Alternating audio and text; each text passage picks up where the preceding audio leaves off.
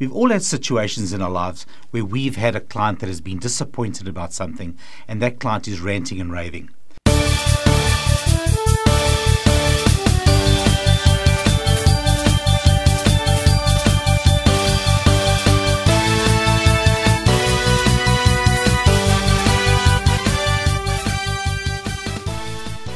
We're going to look at how we deal with an angry client.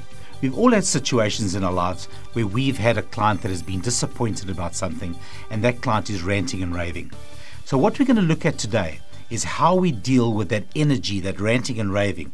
If we think of a pressure cooker, when that pressure is building up in the pressure cooker, there's always that little lid on the top. In the older fashioned models, they had that screw-on valve on top, and you'd have to take a wet dishcloth and slowly take that valve off before you open the lid. And as you took it off, the steam rushed out of it. You could then open the lid and actually stir the stew or the soup that you were making. That is what it's like with someone who's very angry. Initially, there is a huge amount of pressure that they've built up. We must release that pressure before we think we're going to be able to deal with the situation at hand. I think you can all relate to the times where you've tried desperately to say, "Sir, I know how you're feeling. I understand why you're angry."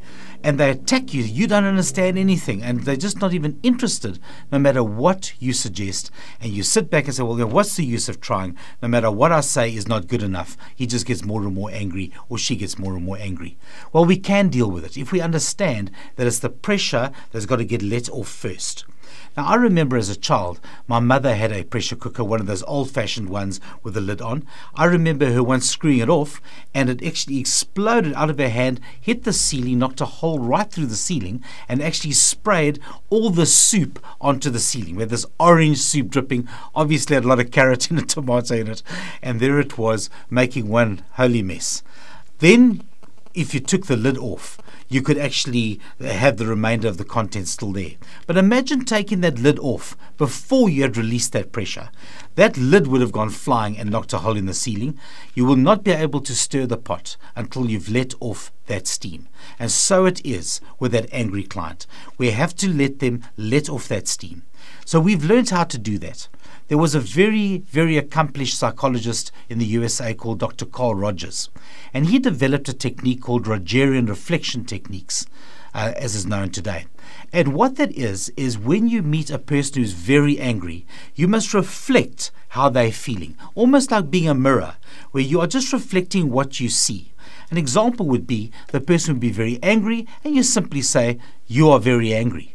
By doing that, there's the empathy clicks in. The person feels, yes, this person is recognizing where I am. Not saying, "Don't speak to me like that," which just makes it explode more, or something of that nature. It's a question of just reflecting what you see.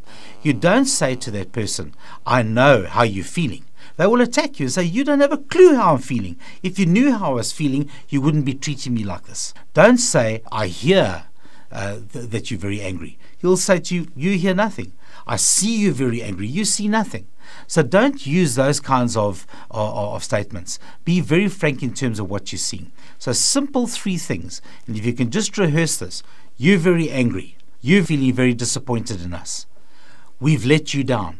Something like that you can relate to, that reflects what you're seeing, will let the steam off to the point where, figuratively speaking, you could undo the lid of that pressure cooker, and then you can actually deal with the issue at hand. If you try and deal with it too quickly, you're just going to get attacked. You're going to get nowhere. So let the steam off first, and then deal with the issue in the way that you would probably be competent to deal with it anyway.